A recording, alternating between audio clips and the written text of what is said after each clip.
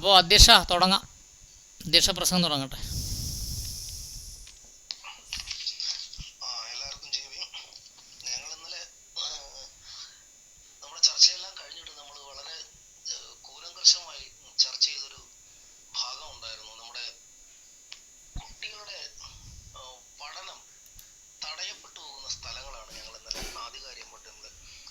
ചർച്ചയെല്ലാം കഴിഞ്ഞിട്ട് ഏതാണ്ട് 11:30 വരെ നമ്മൾ ഇതിനെ ചർച്ച ചെയ്തത്. ഞാൻ അതിൽ തന്നെ ഉറച്ചു നിൽക്കുന്ന ഒരാളാണ്. ഞങ്ങളുടെ കുട്ടികൾ പഠിക്കാൻ മോശമായിട്ടോ അല്ലെങ്കിൽ പഠിക്കാൻ അവർക്ക് കഴിയാഞ്ഞിട്ടോ ഒന്നും അല്ല. അത്യാവശ്യം ഞങ്ങൾ കൂലി ജോലിക്കാരൊക്കെ ആണെങ്കിൽ തന്നെ ഞങ്ങൾ അവരെ പഠിപ്പിക്കാൻ മാക്സിമം ശ്രമിക്കുന്നവരാണ്. പക്ഷേ ഇതുപോലുള്ള ഉന്നത ബിരുദങ്ങൾ എടുത്ത് അവർ മറ്റൊരു സ്ഥലത്ത് പോകുമ്പോൾ പഠിക്കാനുള്ള പ്ലേസ് ഇല്ല, സ്ഥലമില്ല എന്നുള്ളതാണ്. അപ്പോൾ അതിനെപ്പറ്റി നല്ലൊരു ചർച്ച ഇനി വരും നാളുകളിൽ, ഇപ്പം കോവിഡ് കാലം കഴിഞ്ഞാൽ ഉടനെ നമുക്ക് ഒരുമിച്ചിരിക്കുകയും അതിനൊരു തീരുമാനം ഉണ്ടാക്കുകയും നമ്മൾ നിരന്തരം ചർച്ചകൾ ചെയ്തു പോകുന്നുണ്ട്. ഫണ്ട് എങ്ങനെ പദ്ധതിയുടെ കാര്യങ്ങളൊക്കെ നമ്മൾ നിരന്തരം ചർച്ച ചെയ്തു പോകുന്നുണ്ട്. ചർച്ച ചെയ്ത് പോയാൽ മതിയോ? അതിന് നമുക്കൊരു പ്രാബല്യത്തിലൂടെ കൊണ്ടുവരണമല്ലോ. ചർച്ചയ്ക്കുപരി അതിന് പ്രാബല്യത്തിലൂടെ കൊണ്ടുവരണം. നമുക്ക് അറിയുന്ന കാര്യങ്ങൾ നമ്മൾ അപ്ലൈ ചെയ്യുമ്പോഴാണ് അത് ജനങ്ങൾക്ക് ഗുണമുണ്ടാകുക, അല്ലെങ്കിൽ നമ്മുടെ വിഭാഗങ്ങൾക്ക് ഗുണം ആകുക എന്നുള്ളതാണ്. അപ്പോൾ ആ സ്ഥിതിക്ക് നമ്മൾ ഇത്തരം കാര്യങ്ങൾ, നമ്മൾ ഡെയിലി ചർച്ച ചെയ്യുന്ന കാര്യങ്ങൾ നമ്മൾ അപ്ലൈ ചെയ്യാനും കൂടെ നമുക്ക് കഴിയണം. അത് ഇനിയെങ്കിലും നമ്മുടെ ജനതയ്ക്ക് വിനിയോഗത്തിൽ വരണം. പൂർണ്ണമായും നമുക്ക് മാറ്റി വെച്ചിരിക്കുന്ന ഫണ്ടുകൾ അത് ലാപ്സായി പോകാനോ വക മാറ്റി ചിലവഴിക്കാനോ അനുവദിക്കാതെ ഇനിയെങ്കിലും നമ്മുടെ ശബ്ദങ്ങൾ ഉയർന്നുയർന്ന് കേൾക്കേണ്ടതായിട്ടുണ്ട്. അതുകൊണ്ട് നമ്മളോടൊപ്പം സഹകരിക്കുന്ന, നമ്മളോട് ഒപ്പം ഈ ക്ലബ് ഹൗസിൽ വരുന്ന എല്ലാവരും, ഇനിയും ആൾക്കാർ വരണം. ഓരോരുത്തരെ കൂടെ ഇൻവൈറ്റ് ചെയ്ത് കൊണ്ടുവരണം എന്നുള്ളതാണ്. നമുക്ക് ഒരുപാട് പേർക്ക് പറഞ്ഞു കൊടുക്കണം. ആ സ്ഥിതിക്ക് എല്ലാവരും അതിനും കൂടെ മനസ്സ് കാണിക്കണമെന്ന് പറഞ്ഞുകൊണ്ട് ഞാൻ എൻ്റെ അധ്യക്ഷ പ്രസംഗം നടത്തുന്നു. ജയ് ഭീം, ജയ് ഇന്ത്യ. ഇപ്പോൾ നമ്മൾ 17 പദ്ധതികളിലെ 10 പദ്ധതികളെക്കുറിച്ചാണ് നമ്മൾ 3-4 ദിവസം കൊണ്ട് ചർച്ച ചെയ്യുന്നത്.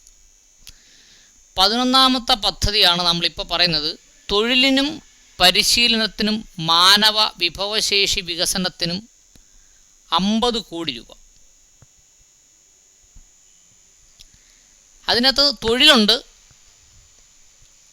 തൊഴിൽ പരിശീലനമുണ്ട്, മാനവശേഷി വികസനമുണ്ട്. ഈ മാനവശേഷി വികസനം എന്നുകൊണ്ട് ഒരു പദ്ധതി ത്രിതല പഞ്ചായത്തുകളിലോ മറ്റെവിടെങ്കിലും നടപ്പാക്കുന്നതായി എനിക്ക് ഓർമ്മയില്ല കേട്ടോ. നടപ്പാക്കുന്നില്ല എന്നെനിക്കറിയില്ല, നടപ്പാക്കുന്നില്ല എന്ന് ഞാൻ പറയുകയല്ല, എനിക്കതേക്കുറിച്ച് ഓർമ്മയില്ലെന്നാ. സുനിൽ സാറിൻ്റെ മൈക്കൊന്ന്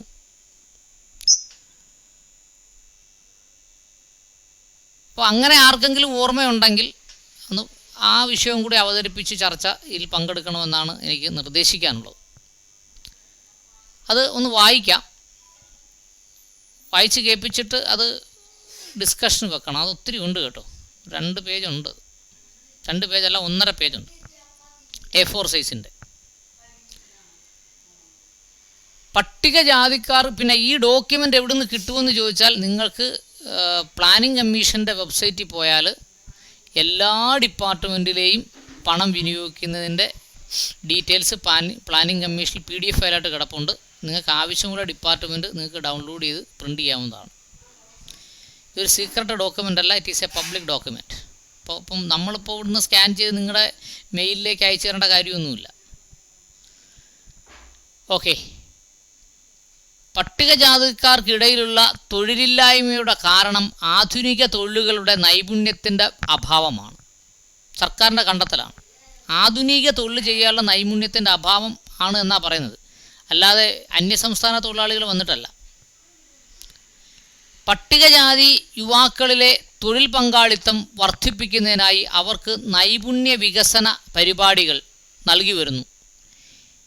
പട്ടികജാതി വർഗക്കാർക്ക് തൊഴിൽ പരിശീലനം, മാനവ വിഭവശേഷി വികസനം, അതിനുള്ള സഹായവുമായി 50 കോടി രൂപ 2021-22 സാമ്പത്തിക വർഷത്തിൽ വകയിരുത്തിയിട്ടുണ്ട്. ഗ്രാമസഭയിൽ പങ്കെടുക്കുന്നവർക്ക് ഇത് ചോദിക്കാവുന്നതാണ്. തൊഴിലിനും തൊഴിൽ പരിശീലനത്തിനും മാനവശേഷി വികസനവുമായി ബന്ധപ്പെട്ട് 50 കോടി രൂപ നീക്കി വെച്ചിട്ടുണ്ടെന്നാണ് ഞങ്ങൾക്കറിയാവുന്നത്, അല്ലെങ്കിൽ അതിന് പണം നീക്കി വെച്ചിട്ടുണ്ടെന്നാണെന്ന് അറിയാം.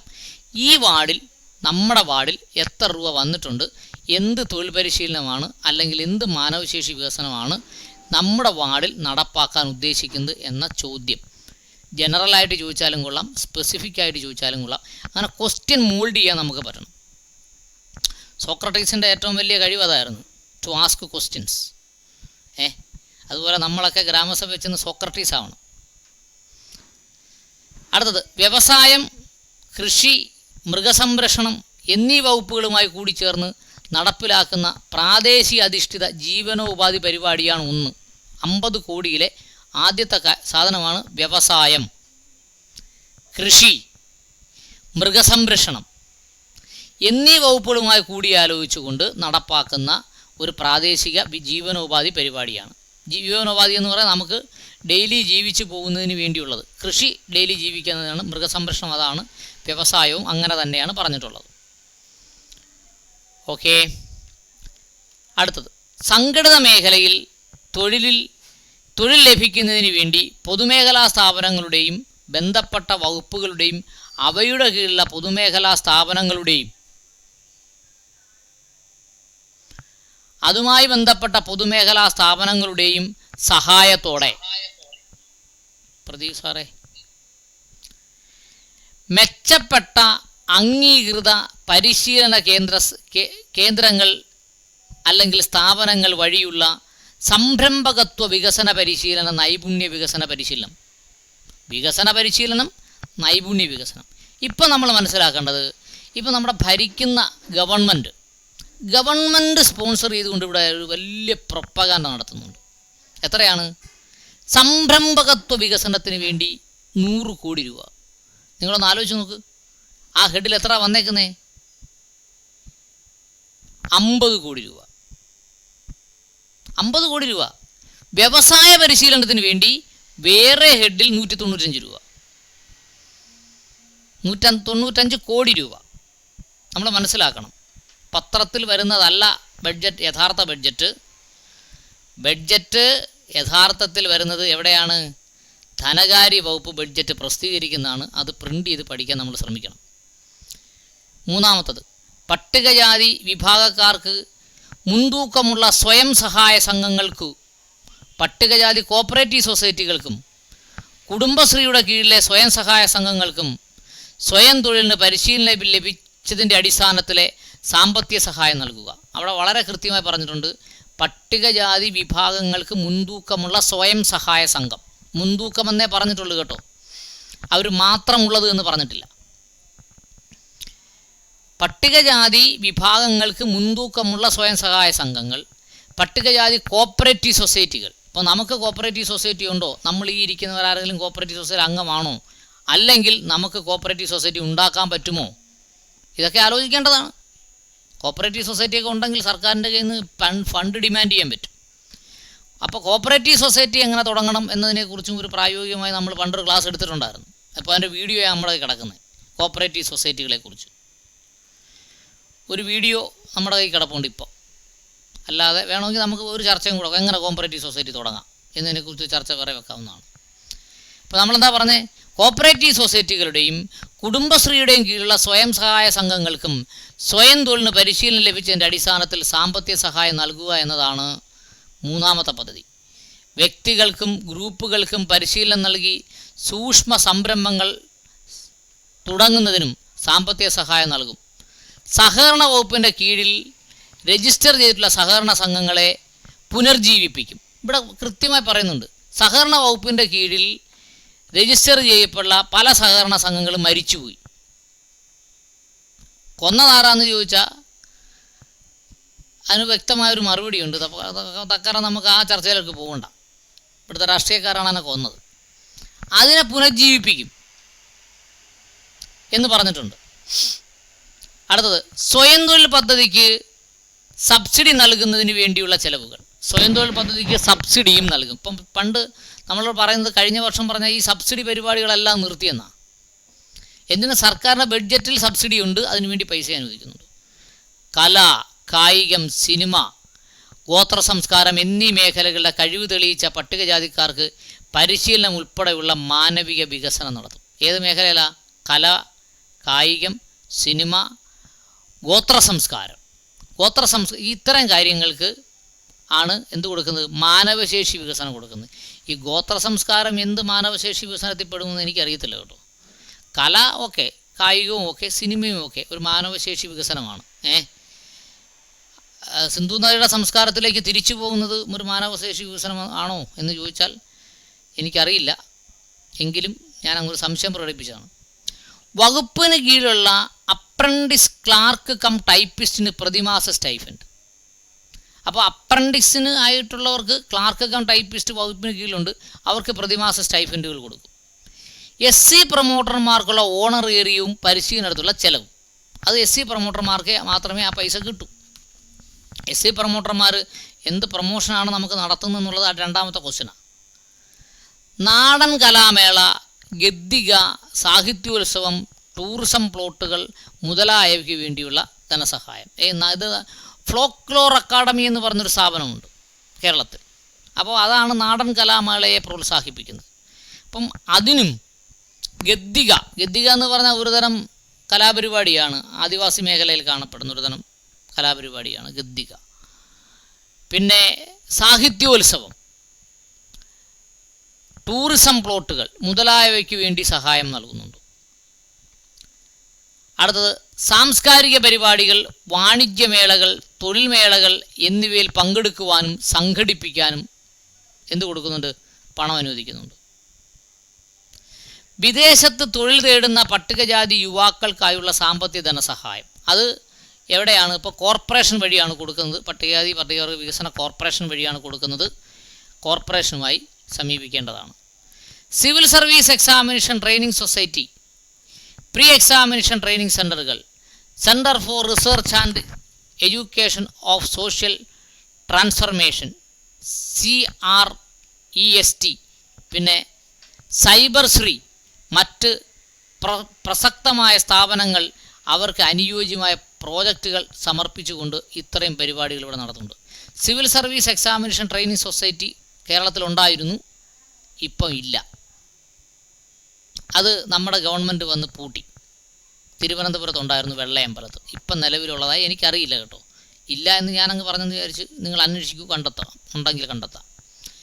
പ്രീ എക്സാമിനേഷൻ ട്രെയിനിങ് സെൻറ്റർ നിങ്ങൾക്കറിയാമല്ലോ, PETC. ഞാൻ PETC പഠിച്ചതാണ് തിരുവനന്തപുരത്ത്, pre examination training centre. LLB എൻട്രൻസിന് വേണ്ടി ഞാൻ അവിടെ ഒരു 75 ദിവസത്തെ ക്ലാസ്സിന് പോയി. അവിടെ അന്ന് നല്ല കോച്ചിങ് ആയിരുന്നു. ഓക്കെ. പിന്നെ centre for research and education for social transformation, അങ്ങനെ ഇങ്ങനെയുള്ള സ്ഥാപനങ്ങളുണ്ട്. പിന്നെ എൻ്റെ അഭിപ്രായത്തിൽ ഡിഗ്രി ജയിച്ച് എല്ലാവരും 33 വയസ്സോ 33 വയസ്സിന് താഴെയുള്ള എല്ലാവരും സിവിൽ സർവീസ് ട്രെയിനിങ്ങിന് പോകുന്നത് നല്ലതാണ്. സിവിൽ സർവീസ് കിട്ടിയില്ലെങ്കിലും ഏതെങ്കിലും ഒരു സർവീസിൽ, സ്റ്റേറ്റ് സർവീസിലോ ഏതിലും കിട്ടും, സെൻട്രൽ സർവീസിലോ ജോലി കിട്ടും. പരമാവധി സിവിൽ സർവീസ് എഴുതിയെടുക്കാനുള്ള ശ്രമം നടത്തണം. ഓക്കെ. സിവിൽ സർവീസിൻ്റെ ട്രെയിനിങ്ങിന് ഇപ്പം നമുക്ക് സ്ഥാപനമില്ലെങ്കിലും സ്വകാര്യ സ്ഥാപനത്തിൽ പഠിക്കുന്നതിന് എന്തുണ്ട്? പണം അനുവദിക്കുന്നുണ്ട്. അതുകൊണ്ട് ഡിഗ്രി ജയിച്ച് 33 വയസ്സിന് താഴെയുള്ളവർ വെറുതെ സമയം കളയരുത്, പോയി പഠിക്കുക. ബഡ്ജറ്റൊക്കെ ഞങ്ങൾ നോക്കിക്കോളാം, നിങ്ങൾ തൽക്കാലം പഠിക്കാൻ പോവുക. സ്റ്റാർട്ടപ്പ് മികവിൻ്റെ സഹായത്തോടെ പട്ടികജാതി യുവാക്കൾക്ക് സംരംഭത്വവും പരിശീലനവും ഇൻക്യുബേഷൻ സെൻറ്റർ ആരംഭിക്കുന്നതിനുള്ള സഹായവും നൽകുക. വിജയകരമായി പരിശീലനം പൂർത്തിയാക്കുന്നവർക്ക് പുതിയ വ്യവസായ സംരംഭങ്ങൾ സ്ഥാപിക്കുന്നതിന് 50% സബ്സിഡിയോടുകൂടി മുദ്രാ ലോൺ. അത് എവിടെയാണ് മുദ്രാ ലോണ്? സെൻട്രൽ ഗവൺമെൻറ് പദ്ധതിയാണ് മുദ്രാ ലോൺ, സ്റ്റേറ്റ് ഗവൺമെൻറ് പദ്ധതിയല്ല കേട്ടോ. അപ്പോൾ സംരംഭകത്വത്തെക്കുറിച്ചാണ് അവിടെ പറഞ്ഞത്. സുകുമാര സാറിൻ്റെ മൈക്ക്.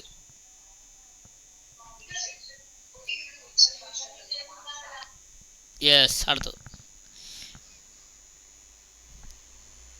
അടുത്തത് സംരംഭകർക്ക് സമഗ്ര മൂലധന പിന്തുണ നൽകുന്നതിനായി രൂപീകരിച്ച വിദഗ്ധ കമ്മിറ്റിയുടെ ശുപാർശയോടെ അർഹതയുള്ള പട്ടികജാതി സ്റ്റാർട്ടപ്പ് മിഷനുകൾക്ക് റിവോൾവിംഗ് ഫണ്ട് നൽകുന്നുണ്ട്. ഇതിൻ്റെ എല്ലാം ഇംപ്ലിമെൻറ്റിംഗ് ഓഫീസർ ആരാണ്, അപേക്ഷ എവിടുന്ന് കിട്ടുമെന്നൊക്കെ ജില്ലാ പട്ടികജാതി വികസന ഓഫീസിൽ പോയി അന്വേഷിക്കണം. കേട്ടോ. ഇതിൻ്റെ ഒന്നും ഡീറ്റെയിൽസ് നിലവിൽ എൻ്റെ കയ്യിലില്ല. പിന്നെ പ്രൊഫഷണൽ കോഴ്സുകൾക്ക് പഠിക്കുന്ന വിദ്യാർത്ഥികൾക്ക് നൈപുണ്യ പരിശീലനം കൊടുക്കുന്നുണ്ട്. ഞാൻ പ്രൊഫഷണൽ കോഴ്സ് പഠിച്ചതാണ്. എനിക്ക് നൈപുണ്യ പരിശീലനം തന്നില്ല എന്ന് മാത്രമല്ല, പരീക്ഷാ ഫീസ് അടച്ച് പഠിക്കേണ്ട ഗതികേടുണ്ടാവുകയും അതിനുവേണ്ടി പ്രതിഷേധിച്ചതിന് വേണ്ടി എന്നെ കോളേജിൽ നിന്ന് പുറത്താക്കുകയും ചെയ്ത ഒരു ഗവൺമെൻറ് ഒരു സംവിധാനമാണ് കേരളത്തിൽ നിലനിന്നത്.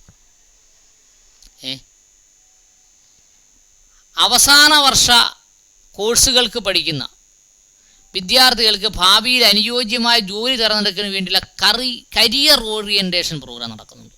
ഇപ്പോൾ നിങ്ങൾക്കറിയാം, നിങ്ങളൊക്കെ പഠിച്ചപ്പോൾ അവസാന വർഷം പഠിക്കുന്നവർക്ക് കരിയർ ഓറിയൻറ്റേഷൻ പ്രോഗ്രാം കിട്ടിയിട്ടുണ്ടോ? നമ്മുടെ വീട്ടിലെ കുട്ടികൾക്ക് ഇത് കിട്ടുന്നുണ്ടോ? ഈ പദ്ധതി എങ്ങനെ എവിടെ നടപ്പാക്കുന്നു? കേരളത്തിൽ ആർക്കും കിട്ടുന്നില്ലെങ്കിൽ പിന്നെ ഇത് എവിടെ നടപ്പാക്കിയാണ് ഇതിൻ്റെ ബില്ല് മാറുന്നത് എന്നതിനെക്കുറിച്ച് നമ്മൾ ആലോചിക്കേണ്ടിയിരിക്കുന്നു. എല്ലാ ജില്ലകളിലും പ്രീ എക്സാമിനേഷൻ ട്രെയിനിങ് സെൻ്ററുകൾ ആരംഭിക്കും, പ്രഖ്യാപിച്ചിട്ടുണ്ട് കേട്ടോ. ഇന്നലെ നമ്മൾ ചർച്ച ചെയ്തതാണ്. എല്ലാ ജില്ലകളിലും പ്രീ എക്സാമിനേഷൻ ട്രെയിനിങ് സെൻറ്റർ വേണം എന്ന് നമ്മൾ പറഞ്ഞതാണ്. അതുകൊണ്ട് സർക്കാർ ഇങ്ങോട്ട് പറയുകയാണ്, എല്ലാ ജില്ലകളിലും ഞങ്ങൾ പ്രീ എക്സാമിനേഷൻ ട്രെയിനിങ് സെൻറ്റർ ആരംഭിക്കും. ഓക്കെ, അവയുടെ നിലവിലുള്ളത് നവീകരിക്കുകയും ചെയ്യും. ആകെ 4 ഉള്ളൂ, അത് നവീകരിക്കുകയും ചെയ്യും. കോഴിക്കോട് പ്രവർത്തിക്കുന്ന പ്രീ എക്സാമിനേഷൻ ട്രെയിനിങ് സെൻറ്റർ നിങ്ങൾ പോയാൽ കാണാം, ഒരു മാർക്കറ്റിൻ്റെ അകത്താണ്. നമ്മുടെ കുട്ടികളോ നമ്മുടെ യുവാക്കൾക്കോ ഒന്നും ചെന്നെത്താൻ പറ്റാത്ത ഒരു മാർക്കറ്റ്, അതുപോലൊരു സാഹചര്യത്തിലാണ് പ്രീ എക്സാമിനേഷൻ ട്രെയിനിങ് സെൻറ്റർ പ്രവർത്തിക്കുന്നത്. തിരുവനന്തപുരത്ത് ഞാൻ പഠിക്കുന്ന സമയത്ത് ആയുർവേദ കോളേജിൻ്റെ പുറകിലായിരുന്നു പ്രവർത്തിക്കുന്നത്. ഇപ്പോൾ എവിടെയാണെന്ന് എനിക്കറിയില്ല. പ്രകൃതി ദുരന്തങ്ങൾക്കിരയായവർക്ക് സ്വയം തൊഴിൽ ആരംഭിക്കുന്നുള്ള ധനസഹായം. ഗുണഭോക്താക്കളുടെ ലിംഗാധിഷ്ഠിത സ്ഥിതിവിവര കണക്കുകൾ രേഖപ്പെടുത്തിക്കൊണ്ട് 40% വനിതകളെയാണ് ഈ 50 കോടി രൂപയുടെ ഗുണഭോക്താക്കളായി പരിഗണിക്കുന്നത്. അതോടുകൂടി നമ്മൾ 11ാമത്തെ പദ്ധതിയായ മാനവശേഷി വികസനവും തൊഴിലും പരിശീലനവും മാനവശേഷി വികസനവും എന്ന് പറയുന്ന ഹെഡിലെ 50 കോടി രൂപയുടെ പദ്ധതികളെക്കുറിച്ചാണ് പറഞ്ഞത്. അപ്പോൾ അധ്യക്ഷന് ചർച്ച ക്ഷണിക്കാവുന്നതാണ്.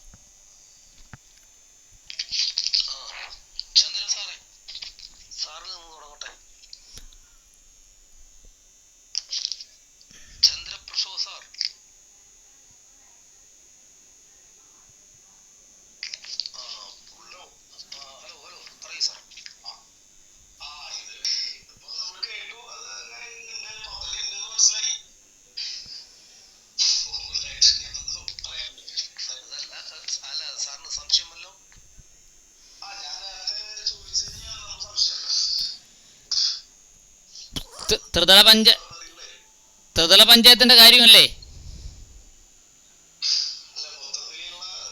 അത് നമ്മൾ എസ്റ്റിമേറ്റ് പറയുമ്പം പറയാം. ആദ്യം ഈ ഒരു 17 എണ്ണവും കഴിയട്ടെ.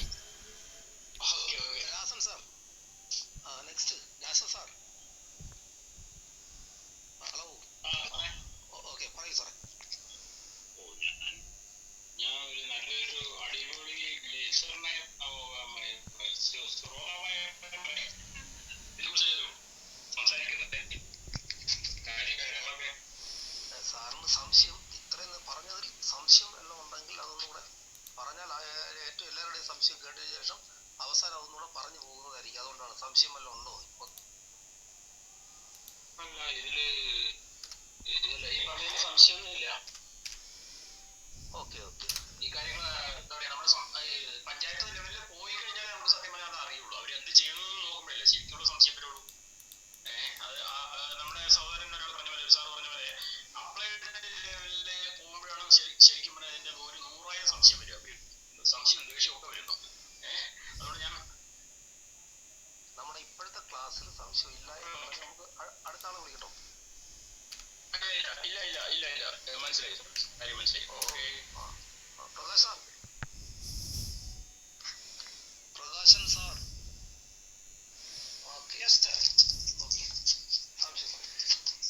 സാറേ, സംശയമൊന്നുമില്ല. പക്ഷെ പറഞ്ഞ പോലെ തന്നെ നമ്മുടെ പിള്ളേർക്ക് ഈ സിവിൽ സർവീസ് കോഴ്സ് എടുക്കണം എന്ന് ഞാനിവിടെ തമിഴ്നാട്ടിൽ നിന്ന് 87 കേരളത്തിലേക്ക് വന്നത്. കേരളത്തിൽ വന്ന് 91 ഓൺവേർഡ്സ് മാനന്തവാടിയിലാണ്. ഒരു 10 കൊല്ലം മാനന്തവാടിയിൽ ഉണ്ടായിരുന്നു. ആ സമയത്ത് കുറെ ആൾക്കാർ, മീൻസ് ആദിവാസി പിള്ളേർ, പഠിക്കുന്ന പിള്ളേരൊക്കെ ഉണ്ട്. അവരുടെ അടുത്തൊക്കെ ഞാൻ ബാങ്കിൻ്റെ വക മീറ്റിംഗ് അറ്റൻഡ് ചെയ്യുമ്പോൾ എല്ലാവരും പഠിക്കണം, എത്ര തന്നെ നമുക്ക് പഠിക്കാൻ കഴിവുണ്ടോ പഠിക്കണം, ഗവൺമെൻറ് നമുക്ക് പൈസ തരുന്നുണ്ട് എല്ലാം ഉണ്ട്. പക്ഷെ എന്തോ 6ാം ക്ലാസ് പോകുമ്പോൾ പോയി കഴിഞ്ഞതിന് ശേഷം പിന്നെ ആരും പഠിക്കാൻ പോകുന്നില്ല. അതങ്ങനെ പോട്ടെ. 99 താഴേക്ക് വന്നു, ഗുരുവായൂർ, തൃശ്ശൂർ. ഇവിടെ വന്ന് കുറെ പിള്ളേരിനൊക്കെ കണ്ട് എല്ലാവരുടെ അടുത്തും സിവിൽ സർവീസ് എടുക്കണം എന്ന് പറയുമ്പോൾ അവർക്കാർക്കും അതിനെ പറ്റിയിട്ട് ഒന്നും മനസ്സിലാവുന്നില്ല. അതൊക്കെ നിറയെ ചെലവ് വരുന്ന കാര്യങ്ങളാണോ. അപ്പൊ ഞാൻ പറഞ്ഞു, നിങ്ങൾ അപ്ലൈ ചെയ്യേ, ചെലവൊക്കെ നമുക്ക് നോക്കാം. ഗവൺമെന്റ് നമുക്ക് അലോട്ട് ചെയ്തിട്ടുണ്ട്, നമുക്ക് പഞ്ചായത്തിൽ പോയിട്ട് ചോദിക്കാം. അവിടെ പോയി ചോദിച്ചാൽ നമുക്ക് അതിൻ്റെ ഒരു സെക്ഷൻ ഉണ്ട്, അവിടെ പോയി ചോദിച്ചാൽ നമുക്ക് അതിനെ പറ്റിയിട്ട് എല്ലാം അറിയാം, എല്ലാം കിട്ടും എന്ന് പറഞ്ഞാൽ ഒന്നും ഇതുവരെ എല്ലാം പോയി ചോദിക്കുന്ന പോലെ ശരിക്കും ഓരോ ഇൻഫർമേഷൻ അവർക്ക് കിട്ടുന്നില്ല. അങ്ങനെ ഒന്നുമില്ല, അതൊക്കെ ഗവൺമെന്റ്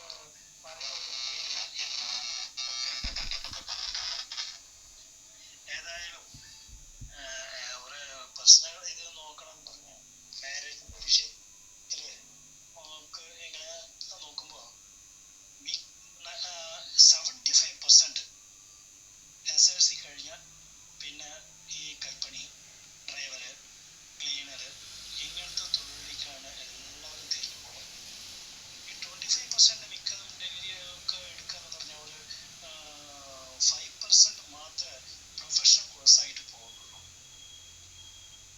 അതിൽ ഈ 5%നും ഒരു 5% ആണ് ഗവൺമെന്റ് ജോബോ നല്ല ജോബോ കിട്ടും. മിക്കതും പ്രൊഫഷണൽ കോഴ്സുകളെല്ലാം കഴിഞ്ഞ് എന്താ തൊഴിൽ ചെയ്യുന്ന ഡ്രൈവറായിട്ട് പോവുക എന്നൊക്കെയാണ്. പക്ഷെ ഇവർ ഇത്രയൊക്കെ ഉണ്ടായിട്ടും ഇവർക്ക് ഈ സിവിൽ സർവീസ് എന്തുകൊണ്ട് പോകുന്നില്ല, എന്തുകൊണ്ട് ഇതുപോലെ അവർ ഇത് അറ്റൻഡ് ചെയ്യുന്നില്ല? അതാണ് എൻ്റെ ഒരു ക്വസ്റ്റ്യൻ. അത് പറഞ്ഞു കൊടുക്കാതെയാണോ, അല്ലാതെ അവർക്കത് അതിനെ പറ്റി അറിവില്ലാതെയാണോ, സിവിൽ സർവീസിനെ പറ്റി അറിയാതെ പോകുന്നത്? അതാണ് കുറെ കാലമായിട്ട് എൻ്റെ മനസ്സിലുള്ളത്. പിന്നെ അടുത്തത് കുറെ ഓറിയന്റേഷൻ പ്രോഗ്രാം, പ്രോഗ്രാമാണ് നടന്നുണ്ടായിരുന്നത്.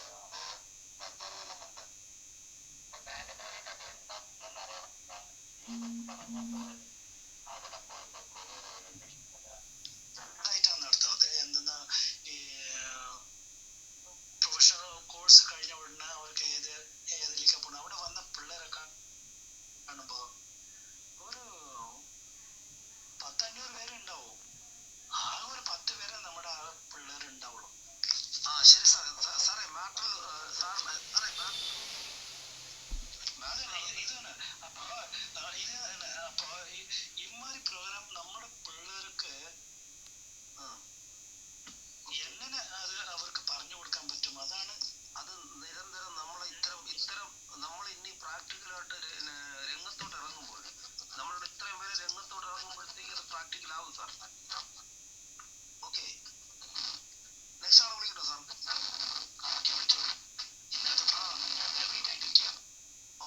മൈക്ക് മ്യൂട്ടി സാർ. മൈക്ക് മ്യൂട്ടി സാർ.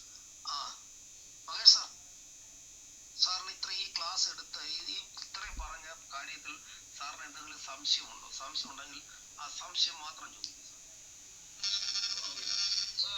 മണ്ണന്തലുള്ള IAS അക്കാദമി ഇല്ലേ, അത് SC/STക്ക് വേണ്ടി മാത്രമുള്ളത്?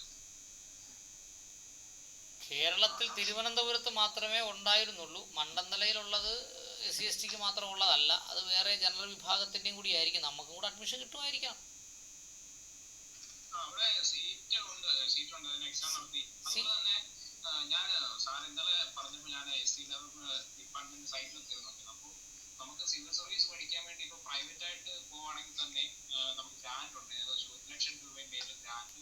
പിന്നെ ബുക്സ് എല്ലാം മേടിക്കാനായിട്ട് 5000 രൂപ, അങ്ങനെ ഗ്രാൻഡ് ഉണ്ട്. അതിനെപ്പറ്റി ഇന്നലെ സാർ പറഞ്ഞപ്പോൾ ഞാൻ ഡെവലപ്മെന്റ് ഡിപ്പാർട്ട്മെന്റ് സൈറ്റിലൊക്കെ നോക്കിയായിരുന്നു. പിന്നെ അതുപോലെ ഇന്നലെ നമ്മൾ ഹോസ്റ്റലിന്റെ കാര്യം പറഞ്ഞപ്പോഴേ, അപ്പൊ ഇന്നലെ സൈറ്റിൽ കയറിയപ്പോൾ അതിനകത്ത് പുതിയൊരു ആപ്ലിക്കേഷൻ ഫോം വന്നിട്ടുണ്ട്. അതിങ്ങനെയായിരുന്നു: പോസ്റ്റ് മെട്രിക് കോഴ്സുകൾക്ക് പഠിക്കുന്ന പട്ടികജാതി വിദ്യാർത്ഥികൾക്ക് പ്രൈവറ്റ് അക്കോമഡേഷൻ എന്ന നിലയിൽ ഹോസ്റ്റൽ ഫീസ് ആനുകൂല്യം അനുവദിക്കാനുള്ള അപേക്ഷാ ഫോറം എന്ന് പറഞ്ഞൊരു പുതിയ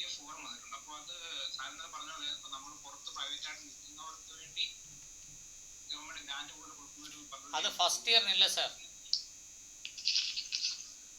ഇല്ലല്ലേ? Okay okay sir. ഇവിടെയാണ് പ്രശ്നം. ആദ്യത്തെ വർഷം തന്നെ മുളയിലെ നുള്ളി അവൻ പുറത്ത് കളയും. Okay okay sir. കണക്കിൽ വെച്ച് വരുമായിരിക്കും. വേറൊന്നും ഇല്ല സാർ, ഡൗട്ടൊന്നും ഇല്ല. ഞാൻ ഇതാണ് പറയാൻ. Okay sir, okay sir. Ajay sir, Ajayan sir, Ajay sir, Ajay സാറിന് എന്തോ ടെക്നിക്കൽ പ്രോബ്ലം ഉണ്ടോ തോന്നുന്നു. അനിൽ സാറേ, നമ്മുടെ ഇത്രയും നേരത്തെ ആ ഒരു ഇതിൽ സാറിന് എന്തെങ്കിലും സംശയം ഉണ്ടെങ്കിൽ അതൊന്നും ഉന്നയിക്കാം. ഹലോ, കേൾക്കുന്നുണ്ടോ? കേൾക്കാം സാർ. ഇതിനകത്ത് ഒരു സെഷൻ പറഞ്ഞിട്ടുണ്ട്, സംരംഭങ്ങൾക്ക് സമഗ്രമായ മൂലധന പിന്തുണ നൽകുന്നതിനായി രൂപീകരിച്ച വിദഗ്ധ കമ്മിറ്റിയുടെ ശുപാർശയുടെ അർഹതയുള്ള പട്ടികജാതി സ്റ്റാർട്ടപ്പ് മിഷനുകൾക്ക് റിവോൾവിംഗ് ഫണ്ട് നൽകുക. ഇപ്പൊ ഈ റിവോൾവിംഗ് ഫണ്ട് എന്താണെന്ന് എനിക്ക് മനസ്സിലായില്ല. റിവോൾവിംഗ് ഫണ്ട് ഉദ്ദേശിക്കുന്നതേ, ഇപ്പോൾ സ്റ്റാർട്ടപ്പ് മിഷൻ എന്ന് പറയുന്നത് ലോണും ആകാം ഗ്രാൻഡും ആകാം. ഇത് ലോണാണെങ്കിൽ ആ പൈസ തിരിച്ച് വാങ്ങിയതിന് ശേഷം വേറൊരാൾക്ക് കൊടുക്കുക, അതാണ് റിവോൾവിംഗ് ഫണ്ട് എന്ന് ഉദ്ദേശിക്കുന്നത്. ഗ്രാൻഡ് ആണെങ്കിൽ തിരിച്ചു കൊടുക്കണ്ട. റിവോൾവിംഗ് ഫണ്ട് അങ്ങനെ ആയിരിക്കും. അതിന്റെ ഡീറ്റെയിൽസ് എവിടെ അന്വേഷിക്കണം? ഡിസ്ട്രിക്ട് പട്ടികജാതി വികസന കോർപ്പറേഷൻ അന്വേഷിക്കണം. അവിടെ ഇത് ഇങ്ങനെയാണ് പറഞ്ഞിരിക്കുന്നത്: സംരംഭകർക്ക് സമഗ്ര മൂലധന പിന്തുണ നൽകുന്നതിനായി രൂപീകരിച്ച വിദഗ്ധ കമ്മിറ്റിയുടെ ശുപാർശയോടെ അർഹതപ്പെട്ട പട്ടികജാതി സ്റ്റാർട്ടപ്പ് മിഷനുകൾക്ക് റിവോൾവിംഗ് ഫണ്ട് നൽകുക. അല്ലേ? അതെ. അത് റിവോൾവിംഗ് ഫണ്ട് എന്ന് പറഞ്ഞാൽ ഒരാളുടെ കയ്യിൽ നിന്ന് മറ്റൊരാളുടെ കയ്യിലേക്ക് പാസ് ചെയ്യേണ്ട ഫണ്ടാണ്. റിവോൾവിംഗ് ഫണ്ട് എന്ന് പറഞ്ഞാൽ ഒരു തരം പറ്റിക്കൽ പരിപാടിയാണ്. ചെലവഴിക്കാതെ തുക വെക്കാൻ പറ്റത്തില്ല. ധനകാര്യ വകുപ്പിൽ നിന്ന് ബില്ല് കൊടുത്ത് മാറിയെടുക്കുക ചെയ്യുന്നത്. നമ്മുടെ ഡിപ്പാർട്ട്മെന്റിൽ പൈസ വന്ന് കിടക്കുന്നൊന്നുമില്ല.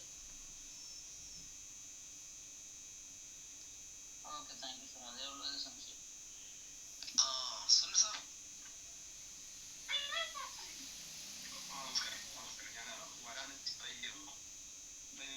ഈ വിദ്യാഭ്യാസം കഴിഞ്ഞാൽ ഏറ്റവും കൂടുതൽ നമ്മൾ മറ്റൊരു പ്രാധാന്യം കൊടുക്കുന്ന ഒരു മേഖല ഈ തൊഴിലിനും പരിശീലനത്തിനും മാനവശേഷിക്കും തന്നെയാണ് തോന്നുന്നത്. അപ്പം നല്ലൊരു ഇടപെടൽ ഇക്കാര്യത്തിൽ നമ്മൾ നടത്തേണ്ടി വരും. ഒന്ന് എനിക്ക് തോന്നി തൊഴിൽ പരിശീലനങ്ങളൊക്കെ ഇത് സാധിക്കുമെങ്കിൽ ഈ പഞ്ചായത്ത് തലത്തിൽ ുള്ള ശിക്ഷാപദ്ധതികളൊക്കെ ഇതിനകത്ത് ഉൾപ്പെടുത്താൻ കഴിയുമോ എന്നൊരു സംശയമുണ്ട്. പിന്നെയൊക്കെയുള്ളത് ആർമിഷയുടെ സ്റ്റൈവൻറ്റും എസ് പ്രൊമോട്ടറും അങ്ങനെയൊക്കെ. എനിക്ക് തോന്നുന്നത് കുറച്ച് ഇടപെടൽ നടത്താൻ പറ്റുന്ന ഒരു മേഖല തന്നെയാണെന്ന് തോന്നുന്നു സാർ. എനിക്ക് അത്രേ തോന്നുള്ളൂ. റേഞ്ചിന്റെ ഒരു ചെറിയ പ്രശ്നമുണ്ട്. Okay sir, okay sir. Sir Pradeep sir. നമസ്കാരം. ഇതിനകത്ത് വരാനായിട്ട് കുറച്ച് താമസിച്ചു പോയി, അതുകൊണ്ട് തന്നെ ആദ്യത്തെ കുറേ ഭാഗം കേട്ടില്ല. ഞാനിപ്പോ ഈ പറഞ്ഞ ഇതിനകത്തൊന്നും വേറെ ഡൗട്ടുകളൊന്നുമില്ല. ഈ പദ്ധതികൾ ഇങ്ങനെ അറിഞ്ഞാല് വേറെ ഡൗട്ടൊന്നുമില്ല. പിന്നെ എത്രമാത്രം ഈ പദ്ധതികൾ നമുക്ക് ഉപയോഗിക്കാൻ പറ്റുന്നുണ്ടെന്നുള്ള മാത്രമേ ഒരു പ്രശ്നമുള്ളൂ. അത് ഈ പറഞ്ഞ രീതിയിലുള്ള ഇടപെടലുകളൊന്നും ഇല്ലാത്ത കാരണമാണ്. പിന്നെ അതുപോലെ തന്നെ പലപ്പോഴും തോന്നിയിട്ടുള്ളൊരു നമുക്കൊരു പ്ലാറ്റ്ഫോം നമ്മൾ ഇതുവരെ രൂപീകരിക്കാത്തതിന്റെ ഒരു പ്രശ്നമുണ്ട്. ഇപ്പൊ നേരത്തെ സാർ പറഞ്ഞില്ലേ, ഒരു കോപ്പറേറ്റീവ് സൊസൈറ്റി അങ്ങനെയൊക്കെയുള്ള സംവിധാനങ്ങളെ കുറിച്ച് ചിലത് അതിനായിരിക്കും കൊടുക്കണേ. അപ്പൊ നമ്മൾക്ക് അതിന്റെ ഒരു പ്ലാറ്റ്ഫോം നമ്മൾ തയ്യാറാക്കിയിട്ടില്ല. അപ്പൊ അതുകൊണ്ട് പലപ്പോഴും ഇതൊന്നും ഉപയോഗിക്കാൻ പറ്റാണ്ട് പോകാറുണ്ട്. അതുപോലെ തന്നെ ഇവിടെ ഈ മുദ്ര ലോണിനെ കുറിച്ചൊക്കെ പറഞ്ഞത്, ഞാൻ ഞങ്ങളുടെ പരിസരത്തുള്ള പല പട്ടികജാതി ആൾക്കാരുടെ അടുത്ത് ചോദിച്ചോളൂ, ആരും തന്നെ ഈ മുദ്ര ലോണിനെ കുറിച്ചിട്ട് അത് അങ്ങനെ സ്വയം തൊഴിൽ ചെയ്യുന്ന ഒരാൾ പോലും ഇല്ല. മുദ്ര ലോൺ എടുത്തിട്ട് സ്വയം തൊഴിൽ എന്തെങ്കിലും ഏർപ്പെടുന്ന ഒരാളും തന്നെ ഇതുവരെ എന്റെ മുന്നിലേക്ക് കണ്ടെത്താനായിട്ട് സാധിച്ചിട്ടില്ല. ഒരുപാട് അന്വേഷിച്ചിട്ടുണ്ട്, ഞാനും എടുക്കാനായിട്ട് നോക്കിയിട്ടുള്ളതാണ്. അപ്പൊ അതൊന്നും നമ്മുടെ ആളുകളിലേക്ക് എത്തുന്നില്ല എന്നുള്ളൊരു പ്രശ്നമുണ്ട്. അതുപോലെ തന്നെ ഈ പദ്ധതികൾ നമ്മുടെ ആളുകളെടുത്ത് നമ്മൾ ഇനിയിപ്പോ ഈ കേട്ട ക്ലാസ് അനുസരിച്ചിട്ട് നമ്മൾ ഇനി കൈമാറി കൊടുക്കേണ്ടതുണ്ട്. അടുത്ത തവണ എന്തായാലും ഇതൊക്കെ നമ്മുടെ ആളുകളിലേക്ക് എത്താനായിട്ടുള്ള എല്ലാ ശ്രമം നമുക്ക് നടത്താം. പറയാമോ? Okay sir. മുദ്ര ലോൺ കിട്ടൂല സാർ. അതുണ്ട് സാറിന് വായിക്കൊന്നും പൊട്ടില്ല. സുകുമാരൻ സാർ. ഹലോ സുകുമാർ സാറേ. മുദ്ര ലോൺ കിട്ടില്ല എന്നൊക്കെ പറയല്ലേ? മുദ്ര ലോണ് നമുക്ക്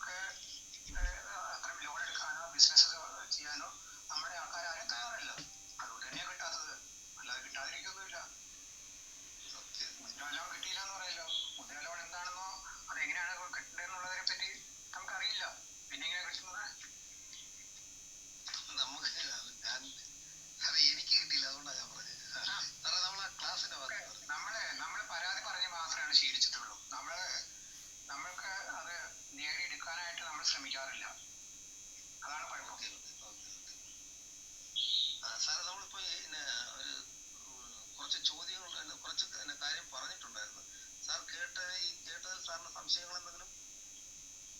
ഇല്ല, ഞാനത് കാര്യമായിട്ട് കേട്ടൊന്നുമില്ല. ഞാൻ ഇവിടെ വേറെ ഡിസ്കഷൻ ആയതുകൊണ്ട് ഞാനത് ശ്രദ്ധിച്ചില്ല. ഞാൻ വന്നെങ്കിലും അവസാനം ആണ് ഞാനത് മറ്റേ ഇതൊക്കെ ഓഫ് ചെയ്ത് ഞാൻ ക്ലിയർ ചെയ്തു. Okay okay okay. സാറേ നമുക്ക് കണ്ടിന്യൂ ചെയ്യാം. മഹേഷ് സംസാരിച്ചിരുന്നോ? ഒരു ചിത്തരൻ വന്നിട്ടുണ്ട്. ചന്ദ്രൻ സാർ സംസാരിച്ചായിരുന്നല്ലോ. ചന്ദ്രൻ സാറിന് തുടങ്ങിയത്. മഹേഷ് സാർ, മഹേഷ് മഹേഷ് സംസാരിച്ചു. ആണല്ലേ? ഞാനൊരു ഓർഡർ ഇട്ടാ വരുന്നത്. അജയനും ഇപ്പൊ ഒരു പുതിയതായ ഒരു ചിത്തരൻ വന്നിട്ടുണ്ട്. പുള്ളി എന്തെങ്കിലും പറയുന്നെങ്കിൽ നമുക്ക് കണ്ടിന്യൂ ചെയ്യാം. ഈ ചിത്തറിനെ ഒന്ന് വിളിക്ക്. ചിത്തറിന്റെ അഭിപ്രായം ഒന്ന് കേൾക്കട്ടെ. ചിത്ര സാർ ഇപ്പോൾ വന്നേ ഉള്ളൂ. ചിത്ര സാറേ സാർ സംസാരിക്കും സാർ. നിങ്ങളൊന്ന് പരിചയപ്പെടുത്താതി. പുനലൂർ എവിടാ? ഞാൻ അഞ്ചൽ കുരുകോണത്താ. Yes. Okay, we can meet again. സാറേ മൈക്ക് ഒന്ന് മ്യൂട്ട് ചെയ്തേ. സുകുമാര സാറിന്റെ മൈക്ക് ഓണാ കേട്ടോ. Okay okay okay. നമ്മുടെ രാഹുൽ മേലോട്ട് വരുന്നില്ല. രാഘവേട്ടനെ ക്ഷണിച്ചിട്ട് വരുന്നില്ല. ഓക്കെ, നെക്സ്റ്റ് നമ്മൾ 12ാമത്തെ പദ്ധതി. നമ്മൾ 17 പദ്ധതികളാണ് ഇപ്പോൾ ചർച്ച ചെയ്തുകൊണ്ടിരിക്കുന്നത്. അതിലെ 12ാമത്തെ പദ്ധതി പട്ടികജാതിക്കാരുടെ വികസനത്തിന് ഒരു കുടക്കീഴിൽ വരുന്ന 50% സംസ്ഥാന വീതം. അപ്പോൾ 50% കേന്ദ്ര വീതമാണ്. ഓക്കെ, അതിൽ പറഞ്ഞിട്ടുള്ളത് പദ്ധതിയുടെ ഘടകങ്ങൾ താഴെ കൊടുത്തിരിക്കുന്നു. കേരള സംസ്ഥാന പട്ടികജാതി വികസന കോർപ്പറേഷൻ ലിമിറ്റഡ് 51% സംസ്ഥാന വിഹിതം. അവിടെ 25 കോടി രൂപയാണ് നൽകിയിട്ടുള്ളത്. എന്ന് പറയാൻ നൽകിയിട്ടുള്ളതല്ല, ധനകാര്യ വകുപ്പ് അലോട്ട് ചെയ്തിട്ടുള്ളത്. ഈ കേന്ദ്രാവിഷ്കൃത പദ്ധതിയിൽ, ഇത് കേന്ദ്രാവിഷ്കൃത പദ്ധതിയാണ്, അതുകൊണ്ട് പ്രത്യേകം ശ്രദ്ധിക്കുക. ഈ പണം ചെലവാകാൻ യാതൊരു കാരണവശാലും ഇവിടെ അനുവദിക്കുക. കഴിഞ്ഞ തവണ 15 കോടി രൂപ കേന്ദ്രാവിഷ്കൃത പദ്ധതിക്ക് കേരളത്തിലോട്ട് തന്നിട്ട് 3 കോടി രൂപ ചെലവാക്കിയിട്ടുണ്ട്. 12 കോടി രൂപയും ലാപ്സായിട്ട്. ഈ കേന്ദ്രാവിഷ്കൃത പദ്ധതിயின் കീഴിൽ പട്ടികജാതി വർഗ വികസന കോർപ്പറേഷന് മൂലധനം 51:49 എന്ന അനുപാതത്തിൽ സംസ്ഥാന സർക്കാരും കേന്ദ്ര സർക്കാരും നൽകുന്നുണ്ട്. ഓഹരി മൂലധനത്തിന് തുല്യമായ കേന്ദ്ര വിഹിതം നേരിട്ട് കോർപ്പറേഷൻ നൽകുന്നുണ്ട്. വരുമാനദായകമായ പദ്ധതികൾ, തൊഴിലധിഷ്ഠിത പദ്ധതികൾ, സ്ത്രീകൾക്കായുള്ള പദ്ധതികൾ, വിവിധ മേഖലകളിലെ സാമൂഹ്യക്ഷേമ പരിപാടികൾ എന്നിവയ്ക്ക് കോർപ്പറേഷൻ ധനസഹായം നൽകുന്നുണ്ട്. പട്ടികജാതി വികസന കോർപ്പറേഷൻ പദ്ധതികളിൽ അർഹരായ പട്ടികജാതി കുടുംബങ്ങളെ കണ്ടെത്തി അവരെ സാമ്പത്തിക വികസന പദ്ധതിയിൽ പങ്കാളികളാക്കുന്നതിനും ധനകാര്യ സ്ഥാപനങ്ങളിലേക്ക് സ്പോൺസർ ചെയ്യുകയും കുറഞ്ഞ പലിശ നിരക്കിൽ പണവും സബ്സിഡികളിൽ ലഭ്യമാക്കുക വഴി അവരുടെ തിരിച്ചടവ് ബാധ്യത കുറയുകയും ദാരിദ്ര്യ നിർമ്മാർജ്ജന പദ്ധതികളിൽ ലക്ഷ്യമിടുന്നു. Dalit Indian chamber of commerce and industry DICCI പോലെയുള്ള ഏജൻസിയുടെ സഹായത്തോടെ പട്ടികജാതി സമൂഹത്തിലെ ഊർജ്ജസ്വലരായ സംരംഭകരുടെ ഒരു കോർ ഗ്രൂപ്പ് രൂപീകരിക്കാൻ ലക്ഷ്യമിടുന്നുണ്ട്. ഇതൊന്നും ഇതുവരെ നടന്നിട്ടില്ല. ലക്ഷ്യമിടുന്നത് മാത്രമേ ഉള്ളൂ. 75 വർഷം കഴിഞ്ഞ്.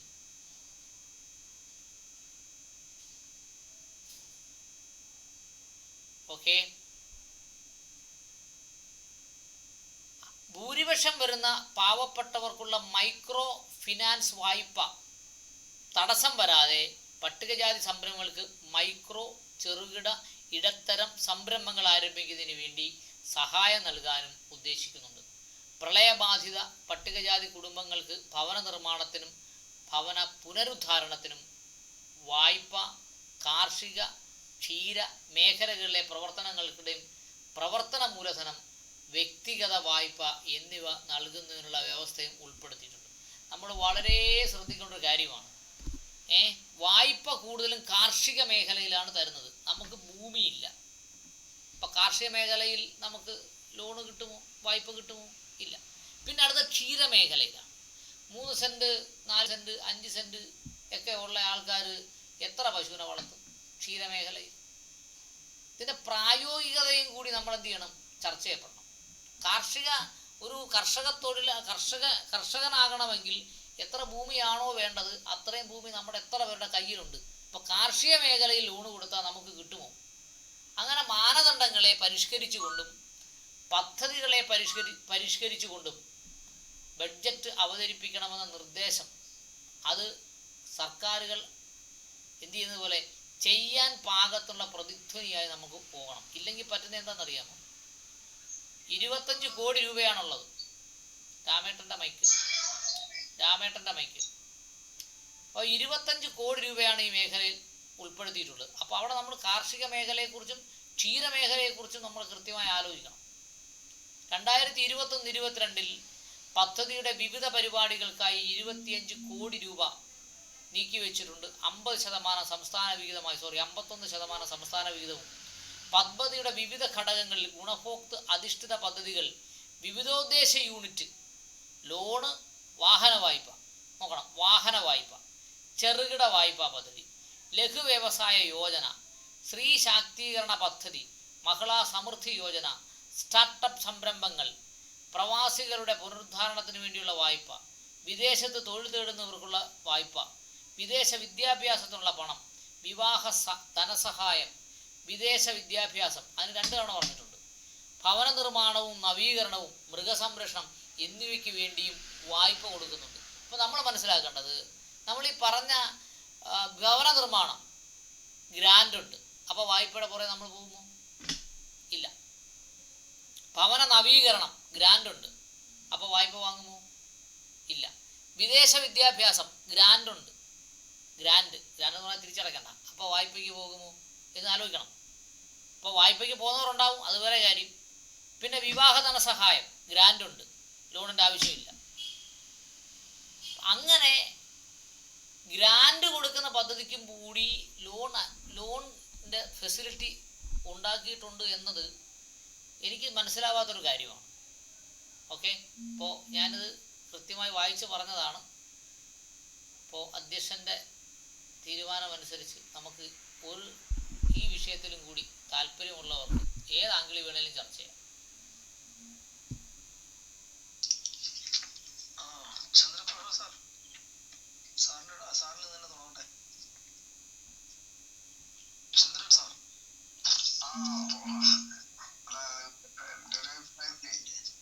ഇതിനെ പറ്റിയിട്ടുള്ള എനിക്കൊരു കാര്യം പറയാനുള്ളത്, നമുക്ക് എല്ലാ വർഷവും ഒരു 10 കോടി രൂപ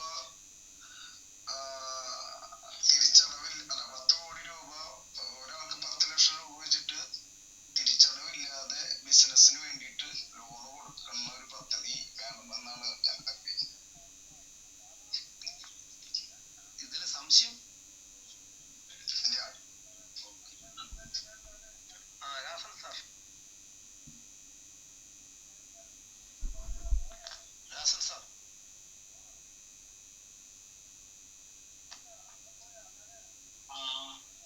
പറയൂ സാർ. ഇത് പറയാനുള്ളത് സ്വയം സംരംഭകത്തില്, അതായത് ഡിക്കിയുടെ സഹായത്തോടു കൂടി എന്ന് കേരള ഗവൺമെന്റ് പറയാന്ന് പറയുമ്പോൾ അതൊരു വലിയ കാര്യമാണ്. കാരണം ഡിക്കി എന്ന് പറയുമ്പോൾ അത് ഭരിക്കുന്ന ഗവൺമെന്റ് ഏതാണോ ആ ഗവൺമെന്റുമായിട്ട് ഒത്തുപോകുന്ന മാത്രമാണ് ഡിക്കിന്റെ ഉദ്ദേശിച്ചത്. എന്ന് വെച്ചാൽ ആ ക്യാപിറ്റലിനെ ഇന്ത്യ മൊത്തം ഇങ്ങനെ നടക്കുന്ന ക്യാപിറ്റൽ, അതായത് പട്ടികജാതി SC/ST ഒഴികെയുള്ള അല്ലെങ്കിൽ ഒഴികെയുള്ള ആളുകളിലേക്ക് പോകുന്ന ക്യാപിറ്റല് SC/ST വലിച്ചടുപ്പിക്കുക എന്നുള്ള പണിയാണ് അവർ ചെയ്യുന്നത്. ഒരു തോണി ഉണ്ടാക്കിയിട്ട് ആ തോണി കയറിയിട്ട് മറ്റേന്താ ചെയ്യുന്ന പോലെ. അപ്പൊ തീർച്ചയായും ആ രൂപത്തിൽ ഇപ്പൊ കുറച്ച് മുമ്പ് ആവശ്യപ്പെട്ട പോലെ പറഞ്ഞ പോലെ 10 കോടി രൂപ ചെയ്യാന്നുള്ളത് സാറിന് ഈ സ്റ്റാർട്ടപ്പ് സംരംഭങ്ങളിൽ നമുക്കൊരു അവരെ പൊട്ടൻഷ്യൽ കണ്ടിട്ടാണ് യഥാർത്ഥ പൊട്ടൻഷ്യൽ ഗ്രൂപ്പായിട്ട് അല്ലെങ്കിൽ സിംഗിൾ ആയിട്ട് ഇടപെടുന്ന ആളുകളുടെ ആ പൊട്ടൻഷ്യലിനെ സത്യസന്ധമായി കണ്ടുപിടിക്കാനും വിലയിരുത്താനുമായിട്ട് ഒരു ടീമിനെ വാർത്തെടുക്കണം. അത് ജനറൽ ആയിട്ട് തന്നെ വേണം. സത്യം പറഞ്ഞാൽ നമ്മളുടെ ഇടയിൽ ആ ജനറലിനെ വെല്ലുന്ന മാതിരി ഒരു ടീം നമ്മുടെ കയ്യിൽ വേണം എന്നുള്ളതാണ് എന്റെ അഭിപ്രായം. അതായത് ഒരു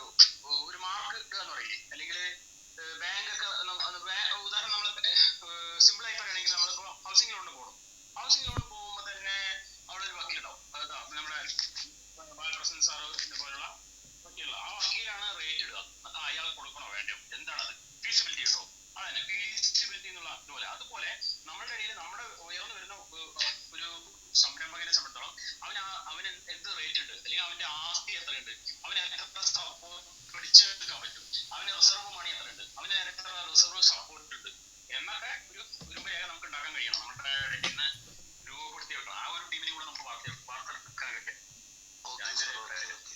ഓക്കെ സാർ.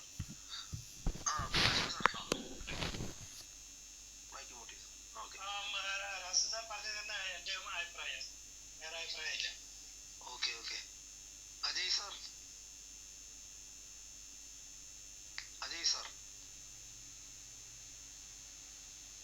അജയ് സാറിന് എന്തോ ടെക്നിക്കൽ പ്രോബ്ലം ഉണ്ടെന്ന് തോന്നുന്നു. അനിൽ സാർ, പറയൂ സാർ.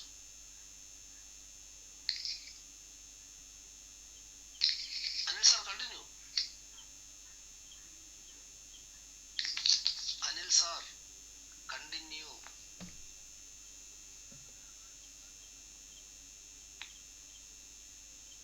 അനിൽ സാറിന് എന്തെങ്കിലും ടെക്നിക്കൽ പ്രോബ്ലം ഉണ്ടെന്ന് തോന്നുന്നല്ലോ. പ്രദീപ് സാറേ, അനിൽ സാറിന് വിളിക്കാൻ പറ്റില്ലേ? സാറേ ഇപ്പൊ ഈ പറഞ്ഞ പദ്ധതികളൊന്നും നമുക്ക് വേറെ ഡൗട്ടൊന്നുമില്ല. എന്തെങ്കിലും ഒരു ഈ പലപ്പോഴും ഇപ്പൊ ഈ പറഞ്ഞതിൽ തന്നെ പലപ്പോഴും ഈ കേന്ദ്ര പദ്ധതികളിൽ വരുന്ന സാമ്പത്തികമൊന്നും നമുക്കിവിടെ ഉപയോഗിക്കപ്പെടാണ്ട് പോകുന്നുണ്ട്. യാഥാർത്ഥ്യം എന്നുള്ള കാര്യം എല്ലാവർക്കും അറിയാം. ഇനി പല ഫണ്ടും കേന്ദ്രത്തിൽ നിന്നുള്ള ഫണ്ടൊന്നും ഇവിടെ ഉപയോഗിക്കപ്പെടും. അവർ ഈ ഡിക്കിയുടെ കാര്യത്തിൽ പറയുകയാണെങ്കിൽ തന്നെ ഡിക്കിക്ക് ഈ കർണാടക അതുപോലെ തന്നെ മഹാരാഷ്ട്ര പോലുള്ള സ്റ്റേറ്റിലൊക്കെ നല്ല രീതിയിൽ പ്രവർത്തിക്കാനായിട്ട് സാധിക്കുന്നു. പക്ഷെ കേരളത്തിൽ ഇതിനൊക്കെ ഉപയോഗപ്പെടുത്താനായിട്ട് നമുക്ക് ആർക്കും സാധിച്ചിട്ടുമില്ല. ഡിക്കിയിലൊന്നും ആ ഒരു പ്രവർത്തനങ്ങൾ കൊണ്ടുവരും. ഒരിക്കൽ ഇവിടെ ഡിക്കിയുടെ ഒരു പരിപാടി നമ്മുടെ എറണാകുളത്ത് വെച്ചിട്ടുണ്ടായിരുന്നു.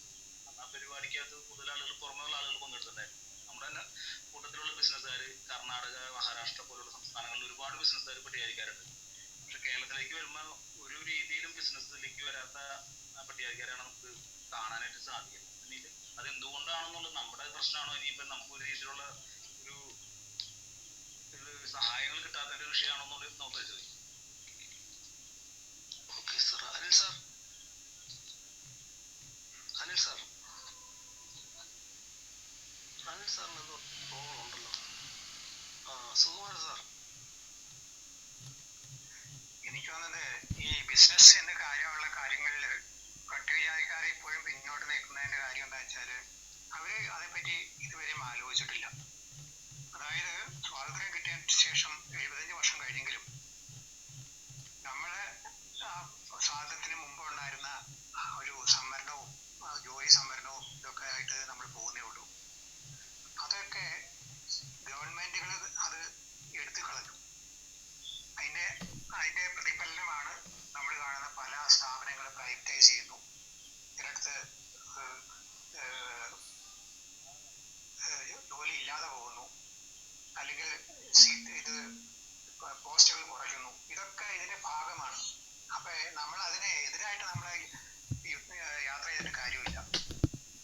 ഇപ്പൊ ഉദാഹരണമായിട്ട് റീസെന്റ് ആയിട്ട് ഒരു ടോപ്പിക് എന്ന് പറഞ്ഞാൽ BPCL പ്രൈവറ്റൈസ് ചെയ്യാൻ പോകുന്നു. അതിന് വേണ്ടിയിട്ട് നമ്മൾ പ്രൈവറ്റൈസ് ചെയ്തതെന്ന് പറഞ്ഞിട്ട് കാര്യമൊന്നുമില്ല.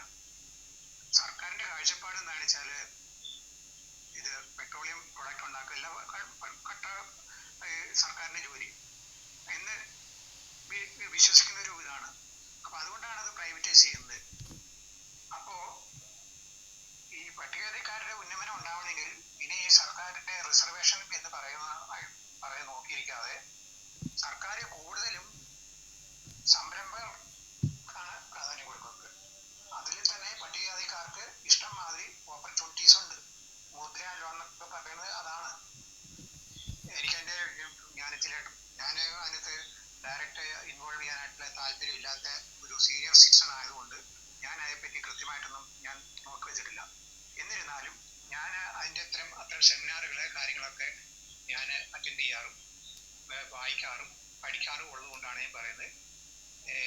ഇഷ്ടം മാതിരി അതിൻ്റെ അകത്ത് ഫണ്ടുണ്ട്, ആൾക്കാർ മുന്നോട്ട് വരുന്നില്ല എന്നുള്ളതാണ് ഇതിൻ്റെ പ്രശ്നം.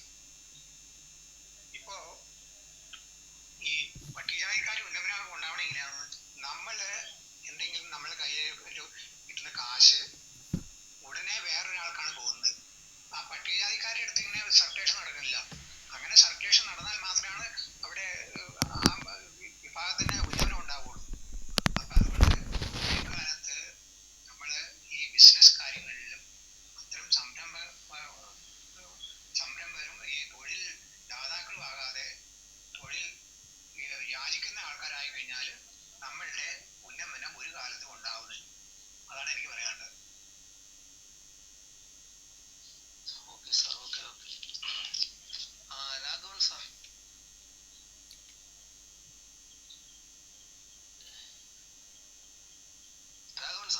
രാഘവൻ സാറ് വന്നില്ലല്ലോ, മേളി വന്നിട്ടില്ല.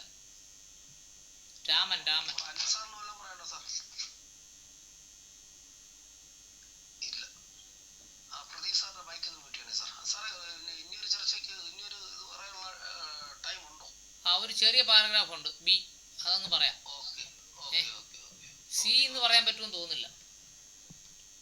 അപ്പോൾ നമ്മളിപ്പോൾ പറഞ്ഞ വിഷയത്തിൻ്റെ ബി, ആൺകുട്ടികളുടെ ഹോസ്റ്റൽ നിർമ്മാണം 50% സംസ്ഥാന വിഹിതം.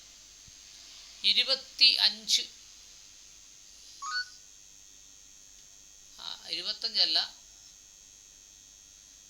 2,50,00,000 ആൺകുട്ടികളുടെ ഹോസ്റ്റൽ നിർമ്മാണം എന്ന് പറയുന്നത് 2,50,00,000 രൂപ. ആൺകുട്ടികളുടെ ഹോസ്റ്റൽ നിർമ്മാണവുമായി ബന്ധപ്പെട്ട് പട്ടികജാതി വികസന വകുപ്പിൻ്റെ കീഴിൽ പുതിയ പോസ്റ്റ് മെട്രിക് ഹോസ്റ്റലുടെ നിർമ്മാണം. പുതിയ പോസ്റ്റ് മെട്രിക് ഹോസ്റ്റലുകൾ നിർമ്മിക്കുന്നത് നല്ലതാണ്. പക്ഷേ ഞാൻ മനസ്സിലാക്കിയെടുത്തോളം, ഞാൻ നേരിട്ട് കണ്ടൊരു post metric hostel Kozhikode post metric ഹോസ്റ്റലാണ്. എറണാകുളം പോസ്റ്റ് മെട്രിക് ഹോസ്റ്റൽ നേരിട്ട് പോയിട്ടുണ്ട്. ഇത് രണ്ടും ഹോസ്റ്റലുകളും ഭരിക്കുന്ന പാർട്ടിയുടെ യുവജന വിഭാഗത്തിൻ്റെയും വിദ്യാർത്ഥി സംഘടനയുടെയും ജില്ലാ കമ്മിറ്റി ഓഫീസ് പോലെയാണ് പ്രവർത്തിക്കുന്നത്. കുറ്റപ്പെടുത്തുകയല്ല, പട്ടികജാതി വികസന വകുപ്പിന് പോസ്റ്റ് മെട്രിക് ഹോസ്റ്റൽ അത്യാവശ്യമാണ്. പക്ഷേ അതിൻ്റെ അഡ്മിനിസ്ട്രേഷൻ സംവിധാനം കുറച്ചുകൂടി മെച്ചപ്പെടുത്തേണ്ടതുണ്ട് എന്ന അഭിപ്രായം എനിക്കുള്ളത്. പട്ടികജാതി വികസന വകുപ്പിൻ്റെ